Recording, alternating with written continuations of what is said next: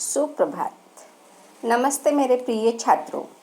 तो आज हम व्याकरण विभाग में समानार्थी शब्द किसे कहते हैं और समानार्थी शब्द इसकी जानकारी लेते हैं। तो समानार्थी शब्द की परिभाषा, वे शब्द जिनका अर्थ एक समान होता है समानार्थी शब्द कहलाते हैं। समानार्थी शब्द को हम पर्यायवाची शब्द भी कहते हैं। तो ऐसे शब्द कि जिनका अर्थ समान होता है, एक दूसरा शब्द भी लिए तो उसका अर्थ वही होता है, तो ऐसे शब्द को ही हम क्या कहते हैं, समानार्थी शब्द कहते हैं, या उसे पर्यायवाची शब्द भी कहते हैं।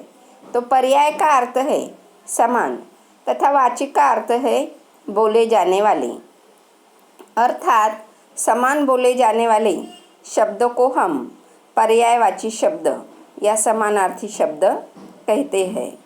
पर्यायवाची शब्द या समानार्थी शब्द को समानार्थक शब्द भी कहा जाता है। समानार्थी शब्द को अंग्रेजी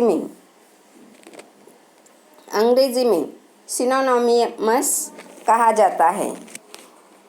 तो यह जो पर्यायवाची शब्द या समानार्थी शब्द, जैसे देखो यहाँ पर उदाहरण के लिए मैंने दिया है, जो सूर्य होता है तो सूर्य को ही हम दिनकर कोई कहता है, दिवाकर कोई कहता है, रवि कहता है, भास्कर कहता है, भानु कहता है।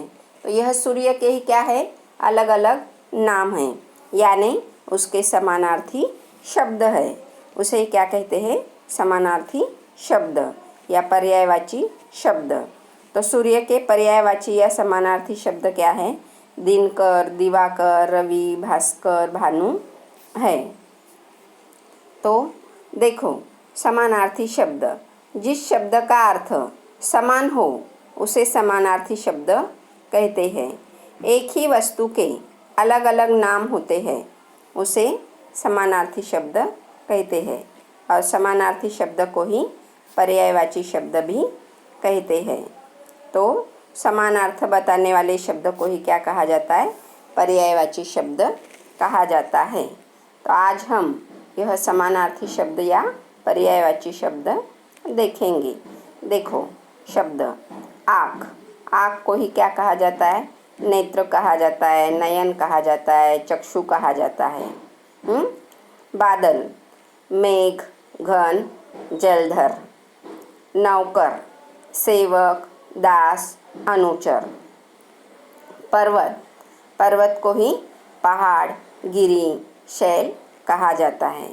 माता, माँ, जननी, अम्बा, यह माता के ही पर्यायवाची या समानार्थी शब्द है। कमल को पंकज, जलज, सरोज। आग को अनल, पावक, अग्नि।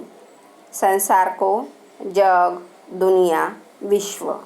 बगीचा, बाग, वाटिका, उपवन। चंद्रमा, चांद, शशि, राकेश।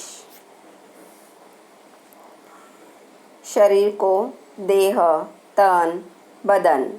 मनुष्य को नर, आदमी, मानव। पानी को नीर, जल, वारी। रात को रात्रि, रजनी, निशा। हवा को पवन, वायु, अनिल। जंगल को ही वन, अरण्य, विपिन, इन शब्दों से हम जानते हैं। कपड़ा को चीर, वस्त्र, वसन। फूल, पुष्प, सुमन, कुसुम। ईश्वर, भगवान, प्रभु, ईश।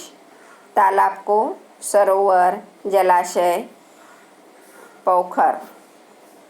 तो यह शब्द हमने देखे हैं, जिसे हम पर्यायवाची शब्द या समानार्थी शब्द कहते हैं।